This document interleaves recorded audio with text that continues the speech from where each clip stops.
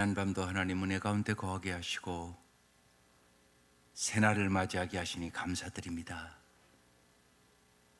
이 아침도 주께서 우리의 눈을 열어 주의 법의 기이함을 보게 하여 주시고 우리를 향하신 주의 그 은혜와 그 크신 사랑을 날마다 깨닫게 하여 주셔서 주님을 더욱 사랑하게 하여 주시고 주님의 말씀에 순종함으로 우리를 통하여 주님께서 이루시고자 하는 주님의 그 크신 뜻을 이루게 하여 주시고 우리의 삶에 하나님께 영광과 감사와 찬양을 돌리며 살게 하여 주옵소서.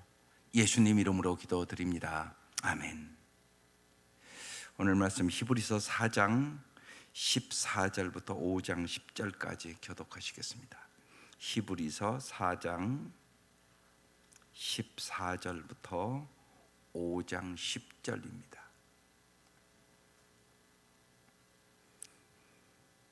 히브리서 4장 14절부터 5장 10절까지. 그러므로 우리에게 큰 제사장이 계시니 승천하시니 곧 하나님의 아들 예수시라. 우리가 믿는 도리를 굳게 잡을지어다.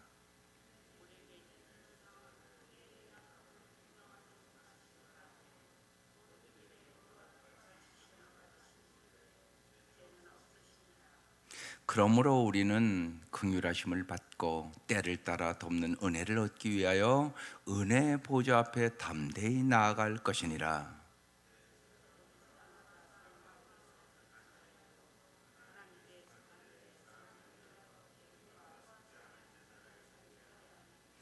그가 무식하고 미혹된 자를 능히 용납할 수 있는 것은 자기도 연약에 휩싸여 있음이라.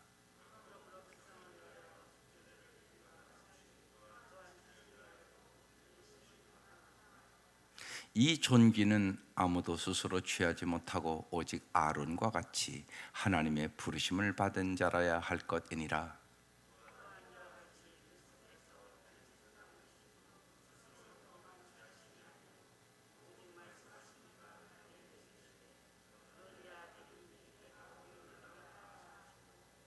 또한 이와 같이 다른 데서 말씀하시되 내가 영원히 멜기세덱의 반차를 따르는 제사장이라 하셨으니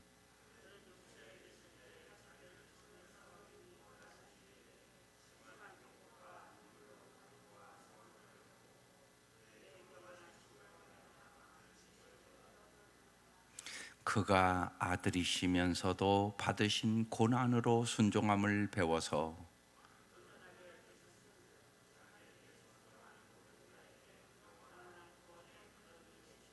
다 같이 읽겠습니다. 하나님께 멜기세덱의 반차를 따른 대사장이라 칭하심을 받으셨느니라. 아멘. 이전에 빠뜨린 영상 잠깐 하나 보고 말씀 증거드리겠습니다.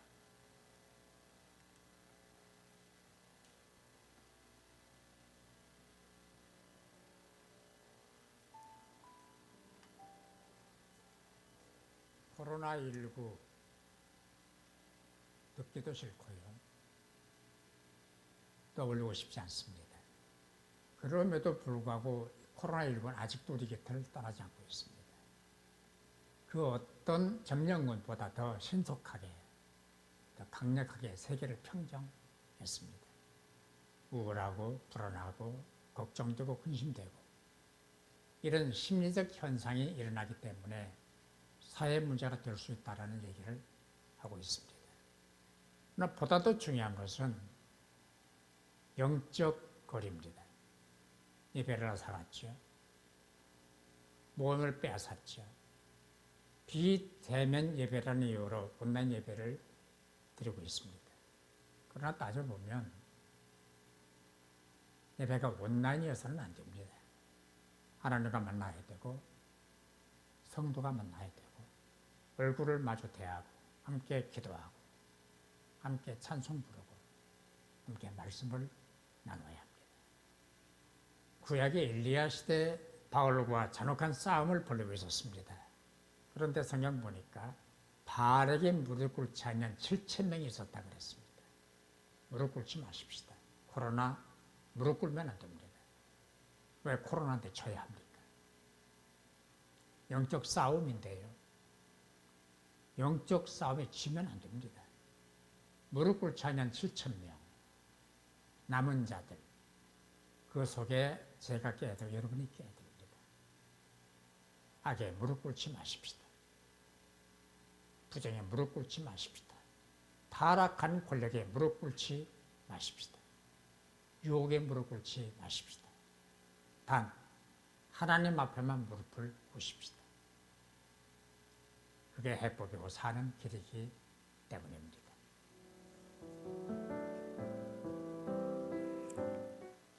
예, 오늘 말씀과 아주 직관되는 말씀. 이 히브리서는 지금 신앙이 흔들리는 성도들에게 주신 말씀이에요.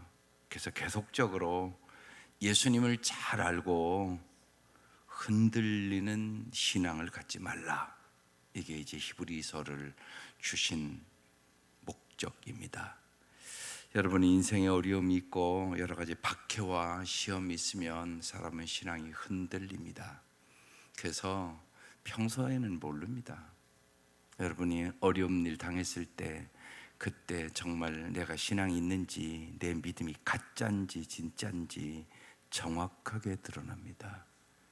그래서 어떻게 보면 그러니까 비바람이 쳐봐야 나무도 뿌리를 깊이 박았는지 얇게 박았는지 금방 드러납니다. 인생도 똑같습니다. 그래서 우리가 잘 무장하라고 오늘 이 히브리서 주는 겁니다. 말씀 보십시다. 그러므로 어제 말씀에 이어서 죄사함 받고 약속된 안식에 들어가려면 그런 얘기입니다. 우리에게 큰 대사장이 계시니 승천하시니요 곧 하나님의 아들 예수시라 그랬습니다. 오늘 그래서 큰 대사장이신 예수님을 잘 알아라. 오늘 그 말씀입니다. 이 큰 대사장이 어떤 분이라고요? 승천하시니. 우리는 승천했다고 그러면 그냥 하늘로 올라갔다 이 정도밖에 모르는 분들이 많습니다. 이 승천은 하늘 지성소로 들어가셔서 이제 우리의 구원을 완성하셨다는 의미입니다. 승천하신 예수님, 그뿐만이 아니라 곧 하나님의 아들의 신성을 갖고 있다는 얘기입니다. 구원을 받으려면 하나님은 정말, 예수님은 하나님이시다, 전능하신 분이다. 예수님은 인간이시다, 우리의 모든 형편과 사정을 다 알고 계시고 공감하시는 분이시다. 예수님은 죄가 없으시다. 이 세 가지를 확실하게 믿으셔야 됩니다. 그래야 내가 정말 예수님이 구원자이심을 알게 되는 것이에요. 그래서 하나님의 아들 신성을 얘기하는 겁니다. 예수시라. 그래서 우리가 믿는 도리를 어떻게 하라고요? 굳게 잡을지어다. 여기 굳게 잡을지어다 원문의 의미는 굳게 매달려라 그런 뜻입니다. 여러분 매달리셔야 됩니다. 기도도 매달려서 하셔야 됩니다. 15절 우리에게 있는 대제사장은, 예수님은 우리의 연약함을 동정하지 못할 리가 아니요 그랬습니다. 우리의 연약함, 여기 연약함이라는 원어의 의미는 세 가지가 있습니다. 질병, 미숙함, 그리고 한계가 있다, 이런 뜻이 있습니다. 여기의 뜻은 한계가 있다는 뜻입니다. 우리가 여러분 질병만 만나도 연약해집니다. 여러분 아파 보시면 알지 않습니까? 그뿐만이 아니라 여러분 미숙함은 연약합니다. 그러니까 어린아이는 연약합니다. 그뿐만이 아니라 모든 인간은 한계가 있습니다. 이제 나이가 드신 분들은 더 잘합니다. 자꾸 잊어버리지 않습니까? 기억력이 자꾸 상실하게 되고 육신도 약해지고 점점 연약해짐을 알 것입니다. 여기 그렇게 써 있습니다. 우리의 연약함, 우린 연약한 자들입니다. 이게 참 중요합니다. 자기의 연약함을 진짜 아는 사람이 주님을 의지합니다. 그러니까 두 가지를 잘 아셔야 돼요. 나는 연약하다. 또 하나는 나는 뭘 아직 잘 모른다. 여러분, 많은 것을 알게 되면 모른다는 것을 알게 됩니다. 내가 다 안다고 그랬는데 모르는 게 너무나 많네. 여러분, 공부도 마찬가지입니다. 공부하면 할수록 모른다는 것이 많다는 걸 알게 됩니다. 무식함은 그것도 모릅니다. 내가 모른다는 사실도 모른단 말입니다. 그런데 알게 되면 정말 내가 아는 게 없네. 그런데 실제로 생각해 보십시오. 여러분이 태어나는 날을 알았습니까? 여러분이 죽는 날을 아십니까? 여러분이 또한 미래를 아십니까? 뭘 안다는 얘기입니까? 우리가 진짜 아무것도 모릅니다. 그러면 모든 것을 알고 계신 분이 계십니다. 우리 예수님이 모든 것을 알고 계십니다. 나 자신도 내가 제일 잘하는 게 아닙니다. 대표적으로 베드로가 예수님 3번 부인할 줄 몰랐습니다. 예수님은 다 알고 계셨습니다. 너 다 굴기 전에 3번 부인할 것이다. 명확하게 얘기하지 않습니까? 그러니까 나 자신도 내가 모릅니다. 그러나 예수님은 다 알고 계십니다. 이분이 지금 얘기하는 것입니다. 우리에게는 대제사장은, 예수님은 우리의 연약함을 어떻게 한다고요? 동정하지 못할 리가 아니요. 여러분, 동정이라는 것이 뭡니까? 우리 인간의 동정이라는 것은 그냥 진짜 어려움 당하면 함께 울어주는 것밖에 없습니다. 여러분, 목회하며 제일 어려운 것은 자식을 잃은 사람들입니다. 인간적으로 동정할 방법이 없습니다. 정말 그냥 함께 울어주는 수밖에 없습니다. 여러분, 10년, 20년이 지나도요, 그게 잊혀지는 게 아닙니다. 정말 자식은 가슴에 묻는 겁니다. 아니, 30년이 지난 분도 있거든요. 그런데요, 그 딸이 죽은 그 개월 되면 지금도 제가 알 정도로 표시가 납니다. 30년 지났는데요. 그러니까 인간의 힘으로는 자식을 잃은 슬픔을 이길 수 있는 방법은 없습니다. 여러분, 주위에 보면 압니다. 30년이 지났는데도 그 아이가 하늘 날아간 그 개월이 되면 힘없이 얼굴에 표시가 납니다. 그게 인간의 연약함이십니다. 그런데 예수님의 동정은 그런 인간에 함께 울어주는 정도의 동정이 아니오시다. 우리가 나인성 과부의 아들이 죽었습니다. 예수님이 거기를 가십니다. 그리고 그 아이를 살려줍니다. 이게 예수님의 동정입니다. 그러니까 정말 우리의 어떤 형편에든지 동정해 주실 분 오직 예수, 믿을 수 있기를 바랍니다. 오늘 써놨지 않습니까? 우리에게는 대제사장은 우리의 연약함을 동정하지 못하실 이가 아니요, 모든 일에 우리가 똑같이 시험을 받은 이로되. 주님은 이 땅에 오셔서, 이게 엄청난 은혜입니다, 우리가 똑같이 시험을 받으셨습니다. 그래서 우리의 모든 고통과 아픔과 슬픔과 괴로움을 공감할 수 있는 분이라는 얘기입니다. 그래서 우리의 구원자가 되는 것입니다. 우리가 내가 당해보지 않으면 다른 사람의 마음도 우리는 알 수가 없습니다. 우리가 어떻게 알겠습니까? 그런데 예수님은 다 당했다는 것입니다. 모든 일에 우리가 똑같이 시험을 받은 이로되 뭐는 없다고요? 죄는 없으시니라. 그래서 예수님의 인성이 그렇게 감사한 겁니다. 이 땅에 왜 오셨습니까? 그분 하나님이시잖아요. 그분이 우리의 고통과 아픔과 슬픔을 공감하기 위하여, 우리를 그곳에서 구원해 주시기 위하여 이 땅에 오셨단 말입니다. 우리는 그냥 십자가에 돌아가셨다 이것만 자꾸 생각해요. 여러분, 그 정도가 아니오시다. 주님의 그 은혜와 사랑은 이 땅에 오셔서 나를 위해서 내가 당하는 고통과 괴로움과 아픔을 다 당하셨단 말입니다. 훨씬 넓고 깊은 은혜입니다. 그 은혜를 받은 우리들입니다.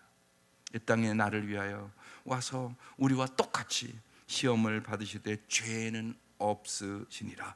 그러므로 우리의 구원자가 될 수 있다는 것입니다. 그러므로 주님이 이렇게 큰 은혜와 사랑을 베풀어 주셨으므로 우리는 긍휼하심을 받고, 오직 우리는 긍휼하심으로 구원을 얻습니다. 이게 엄청난 은혜예요. 그러니까 정말 언제나 하나님 우리에게 긍휼하심을 허락해 주세요. 이게 구원이에요. 오직 긍휼하심으로. 우리의 지성이나 우리의 어떤 노력으로 구원 얻는 사람은 한 사람도 없다는 사실이에요. 오직 긍휼로. 그러니까 엄청난 말씀이에요. 우리는 긍휼하심을 받고, 여러분 긍휼하심을 받아서 오늘 이 자리에 와 있는 것이에요. 오직 긍휼하심을 받고 때를 따라 돕는 은혜를 얻기 위하여. 주님은 때를 따라 돕는 은혜를 주시는데요, 요거 참 오해하지 말아야 되는 말씀이에요. 이 말씀이요, 우리는 때를 따라 돕는 은혜다 그러면 언제나 내 필요에 따라 언제나 주신다, 그런 의미가 아니에요. 때를 따라 돕는 은혜를 얻기 위하여. 그럼 한번 생각해 보세요. 우리의 필요와 또 하나님이 우리의 필요를 다 알고 계시는데, 이 때가 누구의 때가 정확할까요? 내가 원하는 때가 정확할까요? 하나님이 원하는 때가 더 좋을까요? 하나님이 원하는 때가 더 좋습니다. 근데 우리는 자꾸 내 때에 맞게 응답을 달라고 그러잖아요. 그게 아니라고요. 그래서 저 말씀을 오해하지 말아야 돼요.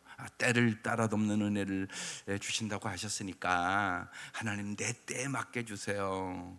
그리고 본인이 자기 때에 맞지 않으면 낙심하고 절망하고 그런단 말이에요. 그런 의미가 아니에요. 그래서 기도의 사람 이엠 바운주가 유명한 얘기를 했습니다. 기도는 하나님의 긍휼을 입은 삶의 방식이다. 기도 없는 삶은 교만한 삶이다. 내 뜻은 무너지고 하나님의 뜻이 채워지는 과정이 기도다. 중요한 얘기입니다. 내 뜻은 무너지고 하나님의 뜻이 채워지는 과정이 기도예요. 이러면 여기서 자유함을 얻을 수가 있어요, 여러분. 주님은 가장 좋은 때에 가장 좋은 것을 주시기를 원하시는 분이 돼요. 독생자까지 주신 분이잖아요. 그래서 때를 따라 돕는 은혜를 얻기 위하여, 정말 하나님의 뜻대로, 정말 하나님의 때에 언제나 돕는 은혜를 주신다는 거죠.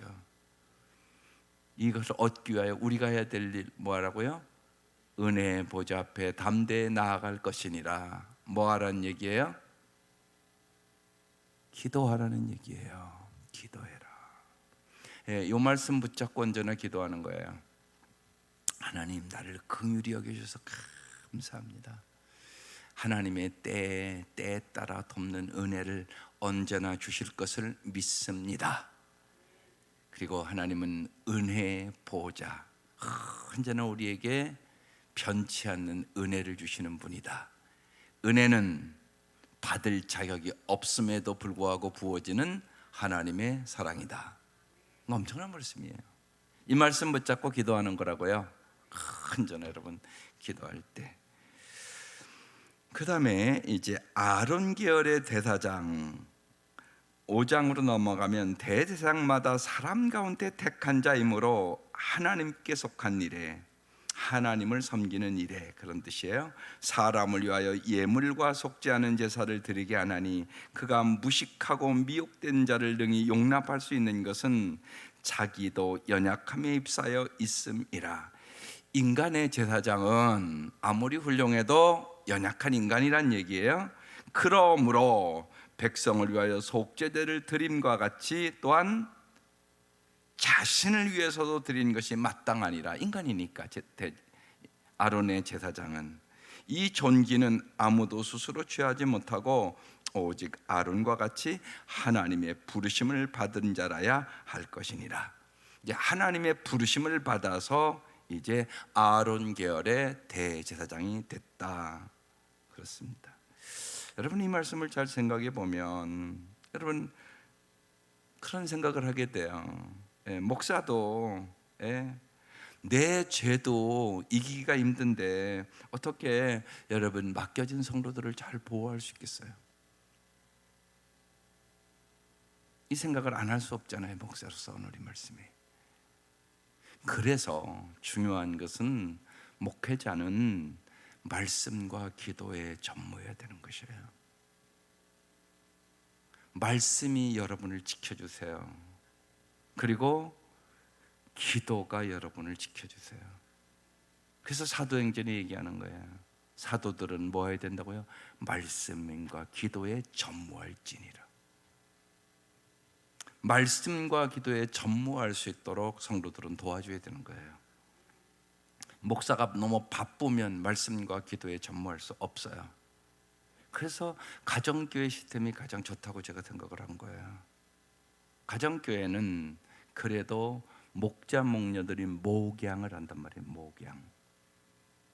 그렇지 않으면 목사가 너무 바쁜 거예요. 교인이 많아지면 날마다 여러분 잘 생각해 보세요.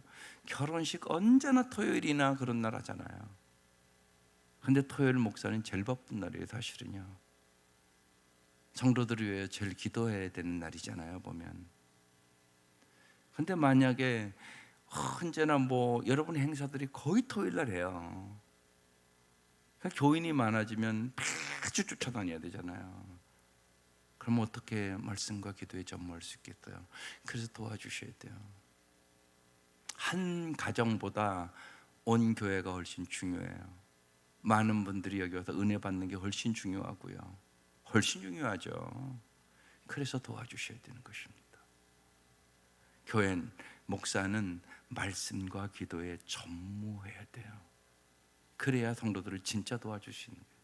우리 목자 목녀에게도 지난주에도 말씀드렸지만, 그러니까 예수님 밤새도록 기도하고 제자들 선택하시고 그 다음에 사역했어요. 기도가 우선. 기도를 해야 공동체를 잘 다스릴 수 있어요.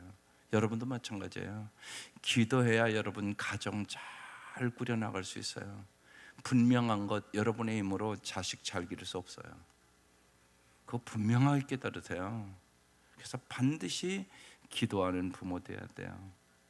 내가 기도하며 예수님으로부터 받아서 하는 거예요. 예수님의 사랑을, 예수님의 지혜를, 예수님의 은혜를, 예수님의 능력을 내가 받아야지.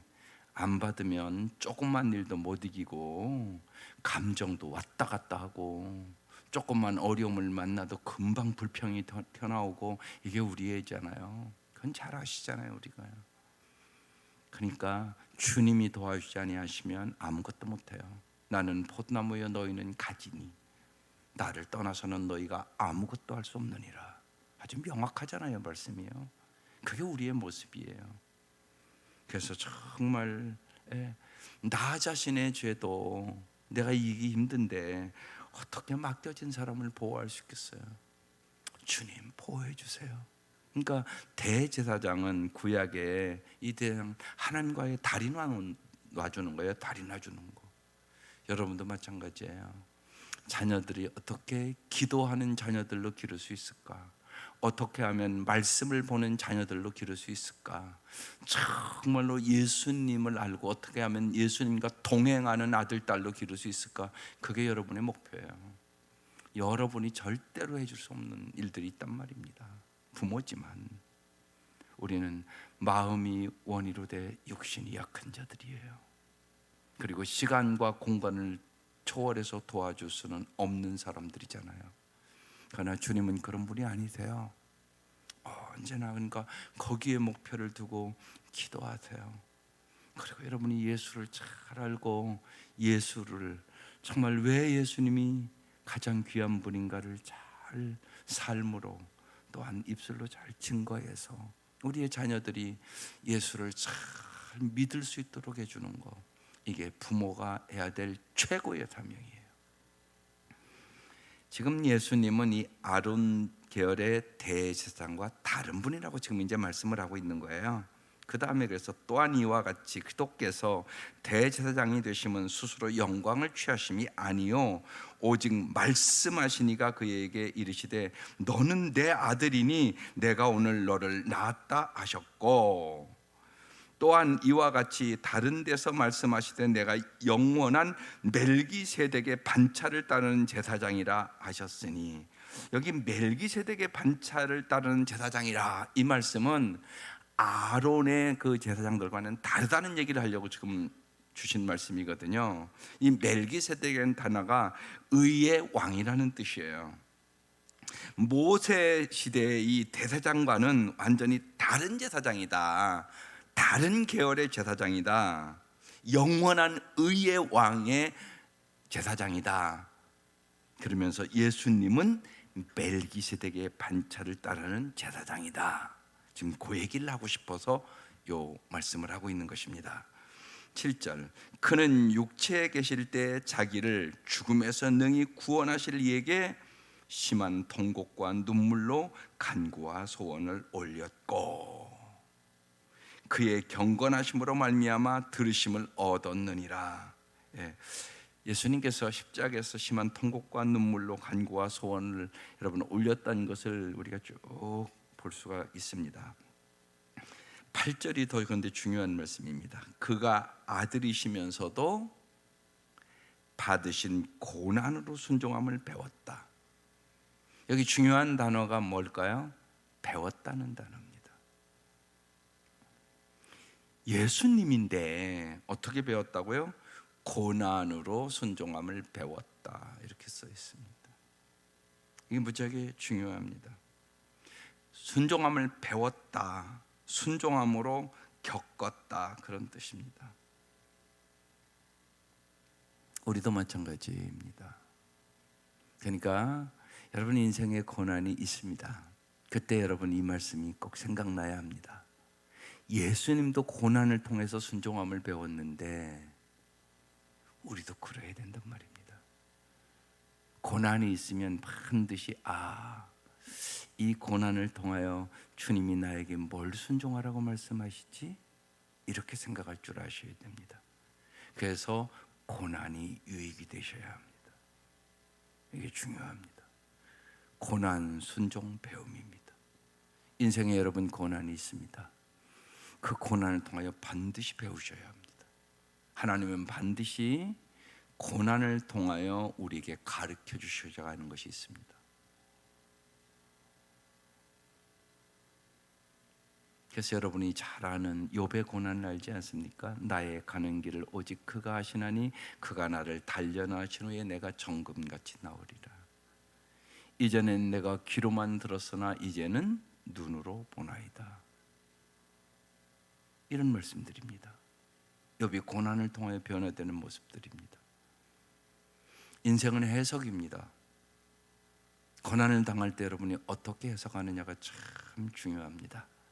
예를 들어서 남편이 요새 참 못마땅하다, 그럴 수 있지요. 살다가 그러면 그때 전 내 남편이 왜 저 모양이야? 이러면 해답이 없습니다. 언제나 여러분 잊지 마세요. 그런 못마땅한 그런 일이 일어나면 먼저 나 자신을 돌아보는 것입니다. 내가 요새 하나님 말씀에 순종하나? 나는 어떤 아내인가?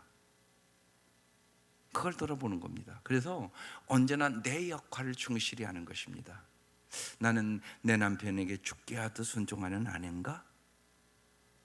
물론 남편이 아내를 정말 그도께서 교회를 사랑한 것처럼 사랑해 주면 순종하는 게 뭐 어렵겠어요. 그게 안 되니까 어려운 거잖아요. 그때 내가 해야 될 일은 뭐냔 말입니다. 언제나 잊지 마셔야 돼요. 내가 하나님 말씀에 순종할 때 역사가 일어납니다. 근데 그렇지 않고 서로 이제 싸움이나 하고 갈등이나 겪고, 내 마음이 더 강팍해지죠. 그러면 내 마음이 옥토가 되어야 되는데 내 마음이 그러면 그런 일을 만나면 길가와 같이 되기 쉽고 돌밭과 같이 되기 쉽고 내 마음이 가시떨기 나무와 밑과 같은 마음이 되기 쉽잖아요. 거기에는 열매가 없어요. 좋은 땅과 열매를 있어요. 그래서 오늘 이 말씀이 중요해요. 예수님도 고난을 통하여 순종을 배웠는데 나도 고난과 어려움이 있지만 하나님의 말씀에 순종하는 법을 배워야지, 이렇게 해석이 돼야 되는 거예요. 그래서 말씀이 중요한 거예요. 그래서 말씀이, 그러니까 말씀이 없는 사람은 계속 흔들린단 말이에요. 언제나 흔들리는 거예요. 말씀이 여러분을 붙잡아 주는 거예요. 말씀이 뿌리예요. 뿌리. 아무리 큰 나무도요, 뿌리를 깊이 안 박으면요, 비바람과 폭풍이 몰아치면 다 쓰러져 버려요. 마찬가지란 말이에요. 말씀의 뿌리를 깊이 내려야 돼요. 그래서 보세요. 받으신 고난으로 순종함을 배워서 온전하게 되셨은즉 자기에게 순종하는 모든 자에게 영원한 구원의 근원이 되셨다. 이렇게 나아가는 거예요. 주님은 우리에게 고난으로 순종함을 배워서 우리를 성숙시켜요. 그리고 정말 순종하는 모든 자에게 영원한 구원이 되시는 이 주님의 놀라운 역사를 경험해요. 주님은 살아계세요. 역사하세요. 그래서 반드시 여러분이 믿음을 가지셔야 돼요. 예수님이 구원자세요. 예수님 말씀대로 살면 반드시 승리하는 거예요. 누가 승리를 줘요? 영원한 구원의 근원이 되시는 예수님이 승리를 주는 거예요. 예수님이 내 힘과 능력으로 승리하는 거 아니란 말이에요. 자기에게, 예수님에게 순종하는 모든 자에게 뭐가 된다고요? 영원한 구원의 근원이 되신다. 놀라운 말씀이죠. 이게 믿음이에요. 하나님께서 멜기세덱의 반차를 따른, 그래서 대제사장이라 칭하심을 받았느니라. 영원한 대제사장으로 우리의 죄를 대속하시고 정말 이 땅에 육신으로 입고 오셔서 제물이 되신 예수님, 그래서 오직 예수님을 깊이 생각하셔야 돼요. 믿음의 주여 온전케 하시는 예수 그리스도를 날마다 바라보고 사셔야 돼요. 날마다 주님 앞에 나와야 되는 것이에요. 이 예수 그리스도의 능력으로 우리는 승리하는 삶을 살아가게 되는 것이에요. 날마다 하나님과의 관계에서 여러분 성장하기 위하여 지속적으로 노력해야 되는 것이에요. 날마다요. 우리는 연약합니다. 우리는 부족합니다. 우리는 넘어집니다. 주의 긍휼하심을 구하며 우리는 언제나 주님만을 바라봐야 하는 것입니다. 그때 주님은 한없는 주의 은혜를 허락해 주세요.